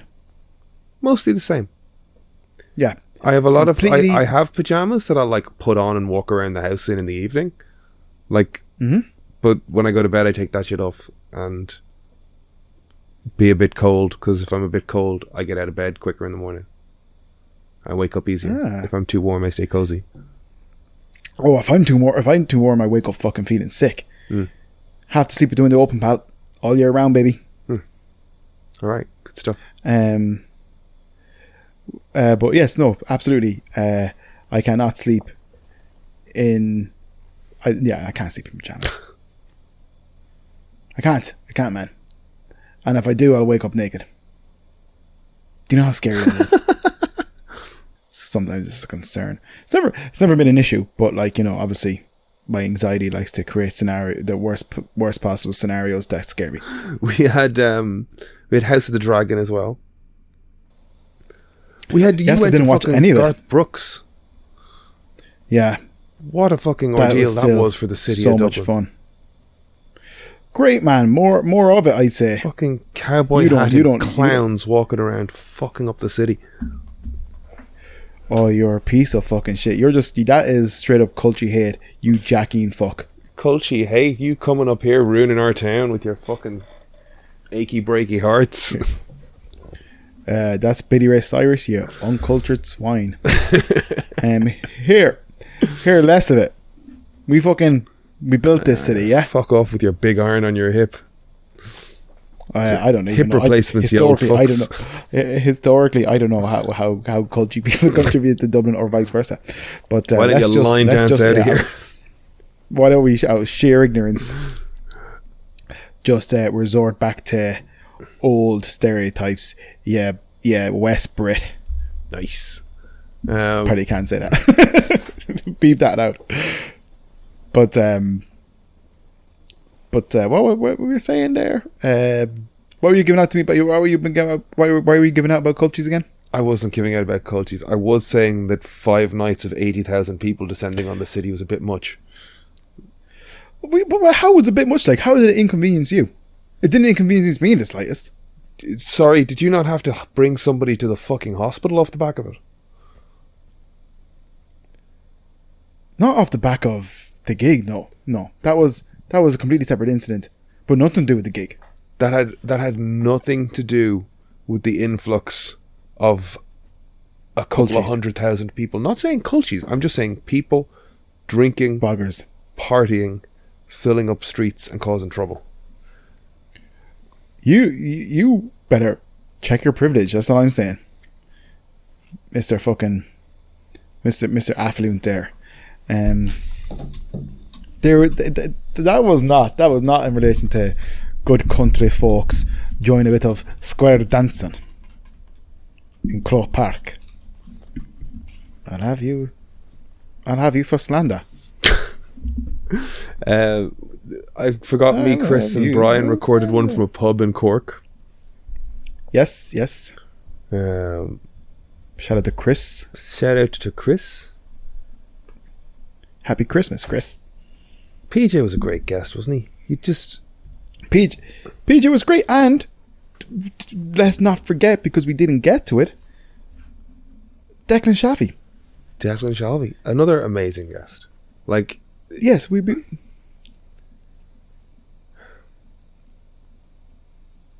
I guess we got really lucky this year with the guests that we had on, in terms of like they were just great communicators. Yeah. You know, like, it's a joy to just let PJ go, to let Declan talk, to sell his book, to talk about his love of comics, to hear Coy talk about his relationship with creativity. That episode was great. I loved it a bits. Shout out to Coy for listening. Happy Christmas, buddy. And talking to Ryan about you know, the history of his podcast and his love of Thor and Marvelous Mrs. Maisel and stuff. It's great. He loves Thor. My God, they are they are on it Instagram wise. Those guys, they're always like finding new nuggets of Thor stuff to discuss and promote, and you know, fair play to them. I don't even love myself that much. They do put me to shame on the social media stuff for the endless stream. That's not, yes, like, Jesus Christ, buddy, you're not the fucking, like, I don't do any of it. Jesus, you do enough. Yeah. Obviously you were in the most episodes this year. Did I miss one? Missed one or two? I edited them. You missed one or two. Yeah. You missed one or two. I probably missed the most, would you say? I don't know. I don't think that's worth leaning Only into. because I was in Brazil for 3 weeks. Yeah. Understand the world. No, I have a life outside of this damn podcast cage. We talked Mahershala Ali and his relationship with the Blade movie, how that's kind of fallen apart a bit. I don't know if they've landed on a director again yet. I think they did. Brian, we posted about it. Sorry, go ahead.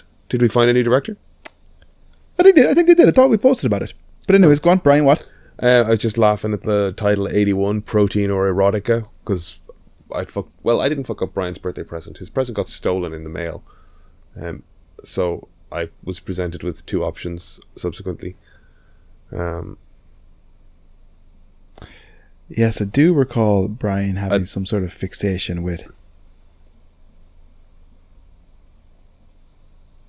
protein shakes and pornography. It's what he loves. Declan was a great guest. Did you keep reading Old Dog? Oh yeah, for sure. I'm like, did I read? Is issue 3? Is issue 3 out yet?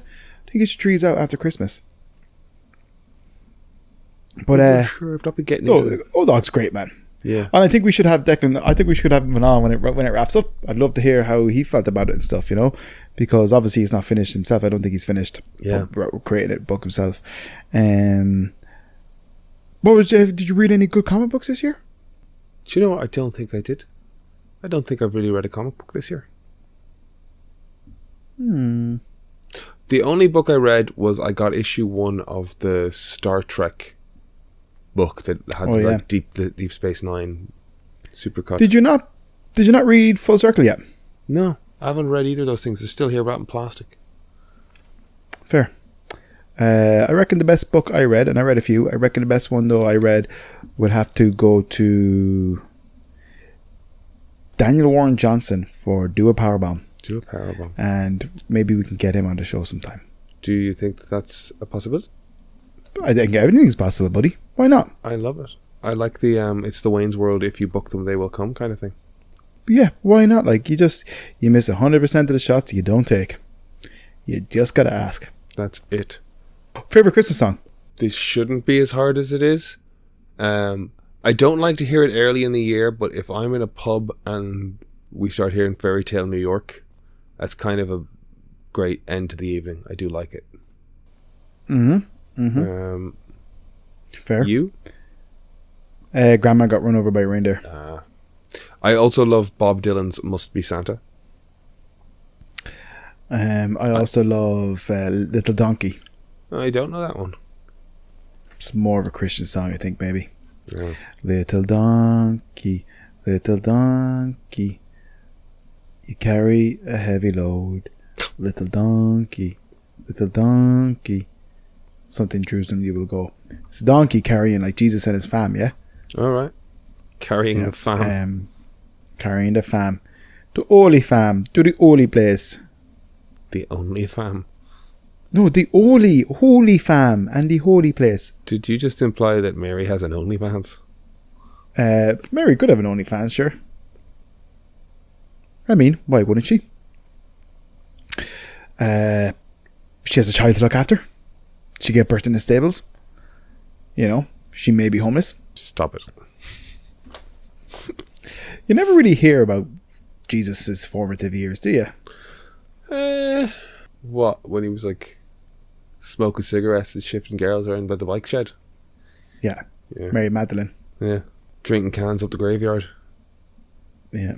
Bear was great.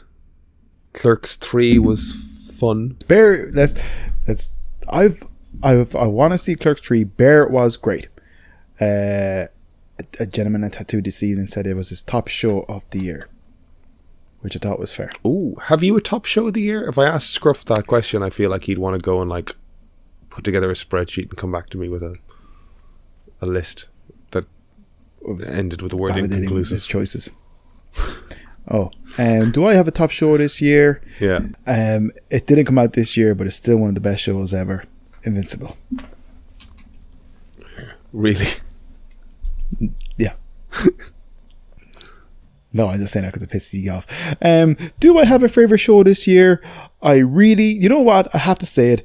Despite the fact that Moon Knight's one of my favourite characters, and despite the fact that Daredevil did make an appearance in She-Hulk, and it's been a year of really great TV shows. And like, there's been some phenomenal ones. Obviously, there's like some more serious stuff, and you know, there's some really great things out there. However, my top show of the year, potentially, Peacemaker. I was gonna say. I did watch Ted Lasso this year, and that was also incredible. And Mr. In Between, I gotta give Declan's Mr. In Between, shout out, brilliant. Do you know what? Scruff called that out as well during his hour. Yeah. It's a banger of a show. Yeah. Did you have a favorite episode within that? Mr. In Between. Yeah. Well, of course, I'd imagine Brian was the exact same. The episode where he kind of loses his lockbox and he's in the back of the car and there's all that pandemonium. That was great. Yeah. I love the episode where the guy comes to him with, like, he's dying and his daughter was murdered X years ago. It's so great. I see. I initially thought of that one, but it's keep it light. Yeah. I also did like the episode where he has a shootout at the start with the other guys, and he has a kind of, he's doing a deal with the guys, and they kind of screw him over, and then he goes after them because there's something about like kind of like two people cut for the same cloth, not like having issues with each other. It's like basically two soldiers stuck together from opposing forces, just like they're just there because it's what life gave them. Yeah. Do you know what I mean? Yeah. Not, I think personal. about that in relation to like oh god, what is it, like maybe Way of the Gun or Sicario, Benicio del Toro, Sicario, Benicio del Toro. There's something else where it's like where you see who would be Pulp Fiction, you know, like where you're following Vincent Vega as the protagonist in one episode, and then in the next episode he's just like this thug coming out of a bathroom who gets iced. Like, it's this sort of like a slight shift of perspective, and our protagonist is seen from this sort of third angle. It was a great show. House of the Dragon was a real standout for me this year, as much as anything because of Paddy Considine's performance. If you haven't watched it, I'd recommend watching it. I've not yet. Beautiful. Like, if they didn't do another series, I would be happy to just watch the King Viserys show. Interesting. It's just a beautiful arc, beautiful tragic sort of Shakespearean arc. There's no way that wasn't fucking inspired by the sort of tragedies. But I watched Peacemaker way too many times to discount it. Peacemaker, man's hit all the notes, you know, funny and endearing. I did see James Gunn was talking on Twitter today, kind of addressing the idea that he would. He responded when someone said. So he was defending what they're doing, saying, you know, look, some of these decisions might seem unpopular, but what we're trying to do is tell the best story we possibly can. And somebody responded with the idea that, like, it's kind of hard to take when you're keeping the Suicide Squad people and the Peacemaker thing going. And he responded, I keep hearing that theory. We haven't said we're doing that. Yeah, fair. So I mean, like, he hasn't, and I never just because he didn't say that they're not moving forward with those shows, I never perceived it as. Do you know what I mean? Yeah. Like, he didn't, like, basically my interpretation of it is like, just because he didn't say something doesn't mean it's the way it's going to happen. Yeah. Like I would love them to just start over from scratch. Yeah, fair. Yeah, I think so, buddy. As much as I liked some of those characters and movies and stuff, I don't think it's serving anybody to just keep flogging them. It's like, just let them go. Just let them go. They're already dead. Yeah, I don't even think Momoa needs to do Lobo. Just fucking, like, the fact that you're going to Lobo feels too early for me as well. It's like, I know we're X amount of years into this fucking DCEU, but like, it hasn't worked. Start over. Establish a firm foundation. Logo comes later in the game. Logo is such a weird offshoot. Ground us in a world. Like, part of what Iron Man did was ground you in a real world and have a weird thing like a fucking technical suit. And then superpowers and magic came along the way. By the time we get to space, the final frontier. Yeah. Just you know what, though? I'm not invested. Stuff. Yeah, I'm not invested in him as Aquaman enough to care that he's not, or that he's going to be Lobo. Like, he's a good shot for Lobo, realistically. But my thing is this: I don't know how we get to Lobo. Oh, I don't know. Like, who cares? That's not our problem. But Lobo's such a wacky character in many ways that I think you need to establish the firm world in which you live before you introduce a zany. Are you saying essentially it's like kind of like doing a Venom movie without Spider-Man? It's like you can't do a Lobo movie without context. I think Deadpool works better because the Marvel Cinematic Universe has been established. Even if he is in the Fox end of things. Yeah, well, he's not anymore, but yeah. Him being zany and weird and fourth wall breaky works because we have the context that we live in to break. Well, sure, let's see where it goes. Well, listen. We've done a fair recap. We've talked about what we watched this week. We've planned our Christmas shopping. I've been to too many nights out in the last week and a half to 2 weeks. Good man. I've been coming home at 1 a.m. I've been coming home at Good 4 man. a.m. Good man. I'm happy for you. You deserve it. I have just been very sensible and minding my own business. However, I do want to say something. Oh, you do want to say something, do you? What are you looking forward to next year? Have you got any piece of media that you're looking forward to the most next year, or anything that, not the most, but anything that's tickling your whistle? Anything that rings your bell? Anything that licks your lashes? Again, I think we covered a little bit of this with the Scruff section. Oppenheimer looks great. Well, I say it's beautifully shot, and Nolan is always intriguing. Mission Impossible, Ant-Man. Mm-hmm. I'd love to see. Oh yeah, I'd love to see Loki. That's next year, right? I know that I think it's next year as well. Season 2 of Perry Mason's coming out. I really enjoyed the first season. I don't know if you watched that. I wanted to. I have not watched it, but I wanted to. But there's some of your highlights. They're my highlights. Do you have? Well, one thing I'm definitely looking forward to is a book coming from Dark Horse called Joe Death and the Graven Image by Benjamin Shipper. I follow Benjamin on the YouTubes and I watch some of his. He likes to do commentaries on books that he's into, comic books he's into, novels, art books, artists, things like that. And he has a broad range of stuff he covers, but he will be releasing a comic book called Joe Death and the Graven Image next year. That's come out, I think, March 1st, I think. And I've been waiting for it. I think it was meant to come out this year around September or something, and it got delayed. And I'm very excited for that book. I've been following the production of it. I was on his Patreon and I was on his newsletter and stuff. And I think his artwork is beautiful and inspiring. I imagine he's a good storyteller and I'm looking forward to it. If you check out his YouTube channel as well, he discusses a failed pitch he wanted to make about Ewoks. The Ewok, Star Wars Ewoks, you know. And I think he has some concept art and different things.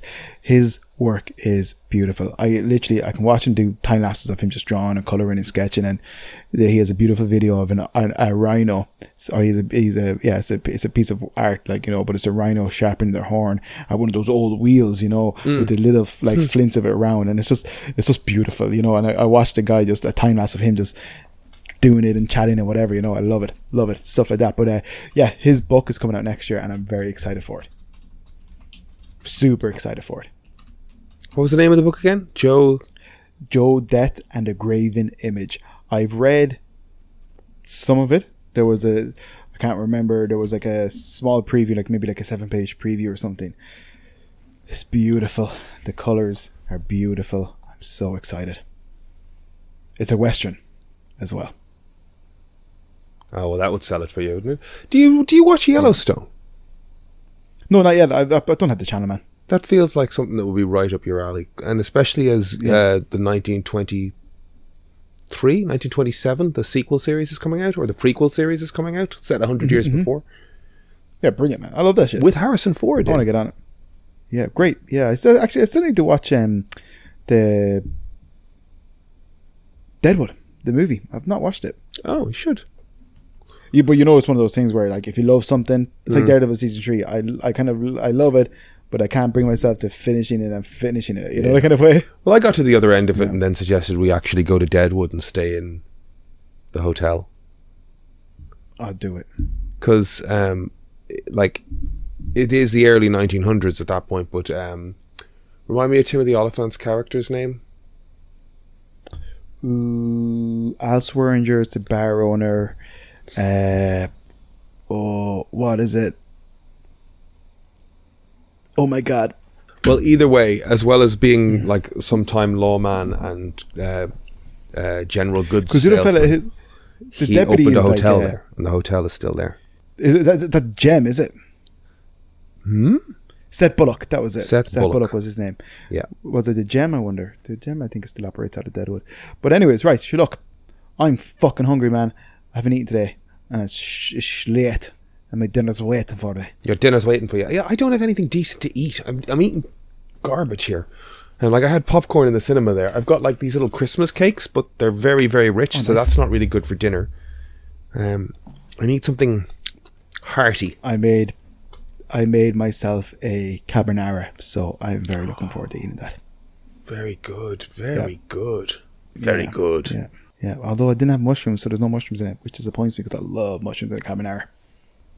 So Don't know if that's far, it traditional, is but, looking like 5 out of 5 lads in Bag of Cats. Sorry, 4 out of 5 lads in Bag of Cats, and yourself. Don't wear pajamas. Yeah, I just don't think it's like. Don't get me wrong. Like, I love a dressing gown. I like comfy clothes, but just I sweat so bad at nighttime as well, which is gross. Do people want to hear that? I don't give a fuck. You're going to tell him anyway. But it is funny because Owen, the one cat that seems to wear pajamas, is so confused and doesn't understand why he's the only one. It's all right. I mean, I can't wear it because of boners. Your boners are too powerful for pajamas? No, man, but do you not get like dick ache? Merry Christmas!